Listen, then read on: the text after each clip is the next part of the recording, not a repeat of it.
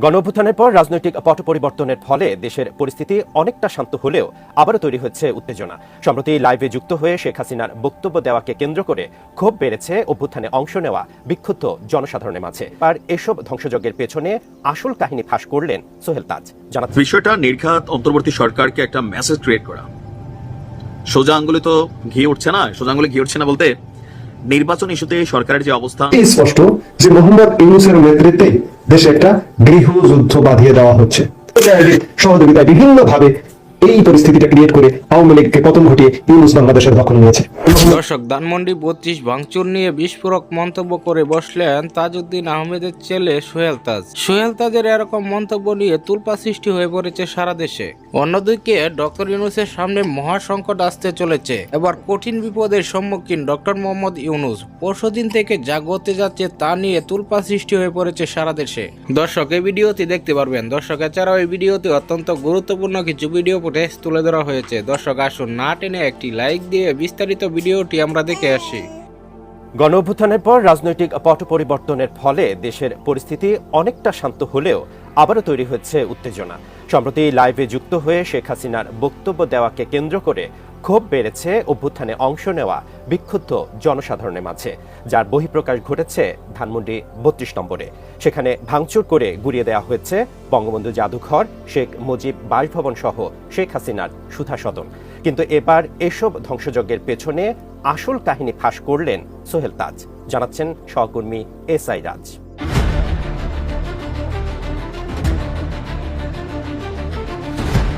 অভ্যুত্থানের 6 মাস উপলক্ষে 5 ফেব্রুয়ারি লাইভে যুক্ত হয়ে ছাত্রদের উদ্দেশ্যে ভাষণ দেন ক্ষমতাচ্যুত সাবেক প্রধানমন্ত্রী শেখ হাসিনা, যেখানে অতীত কর্মকাণ্ডের জন্য কোনো অনুশোচনা না করে বরং বর্তমান সরকার ও নানা বিষয় নিয়ে বিদ্বেষ ছড়ান তিনি। এতে জনমনে বাড়ে ক্ষোভ, অসন্তোষ, যার প্রতিবাদে 5 ফেব্রুয়ারি সন্ধ্যা 8টার পরপরই জড়ো হতে থাকেন ছাত্র জনতা। এক পর্যায়ে পূর্ব ঘোষণা অনুযায়ী ধানমন্ডি 32 নম্বরে শেখ মুজিবুর রহমানের বাড়িতে ভাঙচুর করে বিক্ষুব্ধ ছাত্র জনতা। অ্যান্টিব্যাকটেরিয়াল অ্যাডিটিভ যুক্ত সেরা ওয়াটার ট্যাঙ্ক বিশুদ্ধ পানিতে ব্যাকটেরিয়া জন্মাতে দেয় না। পরে আগুন লাগিয়ে এরপর তা বুলডোজার ও এসকেভেটর দিয়ে ভেঙে ফেলা হয়। শুধু তাই নয়, দেশ জুড়ে ছড়িয়ে পড়ে এই ক্ষোভের রেশ। সারা দেশে আওয়ামী লীগের বিভিন্ন নেতাকর্মীর বাড়িতে চালানো হয় ভাঙচুর, যা নিয়ে মিশ্র প্রতিক্রিয়া জানাচ্ছেন অনেকে। সেই তালিকায় এবার যুক্ত হলেন আওয়ামী লীগের সাবেক মন্ত্রী ও সাবেক সংসদ সদস্য তানজিম আহমেদ সোহেল তাজ। ধ্বংসযজ্ঞের এসব ঘটনাকে আওয়ামী লীগের 15 বছরের হত্যা, গুম, নির্যাতনের রাজনীতির নির্মম পরিণতি হিসেবেই দেখছেন তিনি। 7 ফেব্রুয়ারি নিজের ভেরিফাইড ফেসবুক পেজে দেওয়া এক পোস্টে এমন মন্তব্য করেন তিনি। তার অভিমত, আওয়ামী লীগ জনরোষে পড়ার পরও শুধরায়নি, তারই পরিণতি ধানমন্ডি 32-এ ভাঙচুর। ফেসবুকের ওই পোস্টে ভাঙচুরের স্ক্রিনশট দিয়ে ক্যাপশনে তিনি লেখেন, কি নির্মম পরিণতি, 15 বছরের হত্যা, গুম, খুন, নির্যাতন, নিপীড়ন, গণতন্ত্র ধ্বংস, ভোট অধিকার হরণ, দুর্নীতি, লুটপাট, লাখ লাখ কোটি টাকা অর্থ পাচার এবং জুলাই আগস্ট গণহত্যা করে আত্মোপলব্ধি, আত্মসমালোচনা, অনুশোচনা না করে, ক্ষমা না চেয়ে আবার বিদেশে বসে এখন আন্দোলনের ডাক দিলে আর কি পরিণতি হতে পারে। পোস্টটি কাদের উদ্দেশ্যে করেছেন তা জানিয়ে সোহেল তাজ লিখেন, গণহত্যা, গুম, খুন, নির্যাতন বা নিপীড়নকারী, দুর্নীতিবাজ, গণতন্ত্র হত্যাকারী, চোর ও মাফিয়াদের সমর্থনকারী ব্রেন ওয়াশড নব্য কাওয়া বডি লীগ এর চামচাদের দৃষ্টি আকর্ষণ করছে। নীতি আদর্শ বিচ্যুত খারাপ মানুষের প্রশংসা আমার প্রয়োজন নেই, আমি আপনাদের চিনি। এছাড়া অনুসারীদের উদ্দেশ্যে তিনি লেখেন, আওয়ামী লীগের ব্রেন ওয়াশড, নষ্ট, পচা নীতি ও আদর্শ বিচ্যুত লুটেরা, খুনি, হত্যা, গুম, নির্যাতনকারীদের। বিষয়টা নির্ঘাত অন্তর্বর্তী সরকারকে একটা মেসেজ ক্রিয়েট করা। সোজা আঙ্গুলে তো ঘি উঠছে না, সোজা আঙ্গুলে ঘি উঠছে না বলতে নির্বাচন ইস্যুতে সরকারের যে অবস্থান, বিএনপির যে আহ্বান, বিএনপি চাচ্ছে যে 5ই আগস্ট যেহেতু সরকারের পতন হয়েছিল, এই দিবসটারে ঐতিহাসিক করে ফেলেন, কি এই দিন নির্বাচন দিয়ে দেন। সুন্দর একটা মানে আইডিয়া তারা দিচ্ছে, বাট সরকার এটাতে যাচ্ছে না। আসিফ নজরুল স্যার বলছে যে দেখেন ভাই, আমার 2 মিনিটও অতিরিক্ত ক্ষমতায় থাকার ইচ্ছা নাই, সংস্কার শেষ হলে শেষ। বিএনপি বলতেছে সংস্কার খেলার আড়ালে ছাত্রদেরকে দিয়ে আপনারা দল বানাইতেছেন। আমরা সব বুঝতেছি, আগে একটা হুঁশিয়ারি ছিল মির্জা ফখরুল ইসলাম সম্ভবত জানুয়ারি অথবা লাস্ট ডিসেম্বর একটা কথা বলছিলেন যে আবারও 5ই আগস্টের মতন রাজপথে নামতে হবে। ওয়াই? যদি নির্বাচন ইস্যুতে কোন রকম সন্দেহ তৈরি হয়, বিএনপির মধ্যে একটা শঙ্কা আছে যে এত ছাত্রদের রাজনৈতিক দলটা ইটস গোয়িং টু লঞ্চ, একদম রাইট একটা সময় আসছে। এখন অনেকেই মাঠে পত্রিকায় ময়দানে বিএনপির যে খবরগুলো আসতেছে বিভিন্ন অনৈতিক কর্মকাণ্ডের খবরই বেশি আসতেছে, কিন্তু মাঠের শক্তিটা বিএনপি এখনো দেখায় নাই। But right now show time. বৈষম্যবিরোধী ছাত্র আন্দোলনের যে রাজনৈতিক দল তারাও একটু দেখতে পাবে, বাংলাদেশও দেখতে পাবে যে বিএনপির আসলে সাংগঠনিক সক্ষমতা কতটুকু। জামাতেরটা তো আমরা মোটামুটি দেখছি।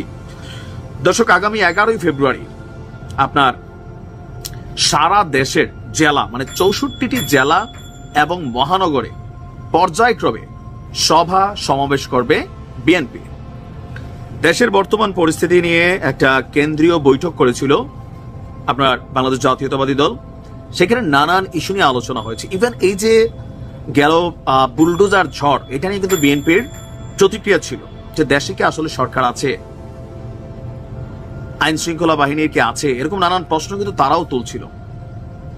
তো এখন আপনার গতকালকে একটা জরুরি সংবাদ সম্মেলন করে এই কর্মসূচি ঘোষণা করেছেন বিএনপির জ্যেষ্ঠ যুগ্ম মহাসচিব রুহুল কবির রিজভী সাহেব।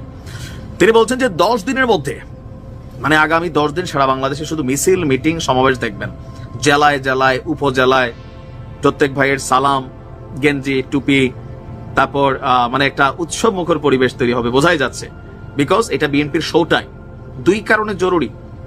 প্রথমত, বৈষম্য বিরোধীর সাথে তাদের যে রাজনৈতিক সাংগঠনিক সক্ষমতা, যেমন আসিফ সার্জেস ডাক দিলে যে লক্ষ লক্ষ মানুষ চলে আসতেছে, এর বিপরীতে তাদেরও এখন শো টাইম। যদিও বিএনপির সাথে তাদের তুলনাটা আকাশ পাতাল পার্থক্য, তারপরেও মানে স্রোতের হাল যেটা দেখছি, জামাত আমির যেখানে যাচ্ছেন জনসমুদ্র বানাই দিচ্ছেন।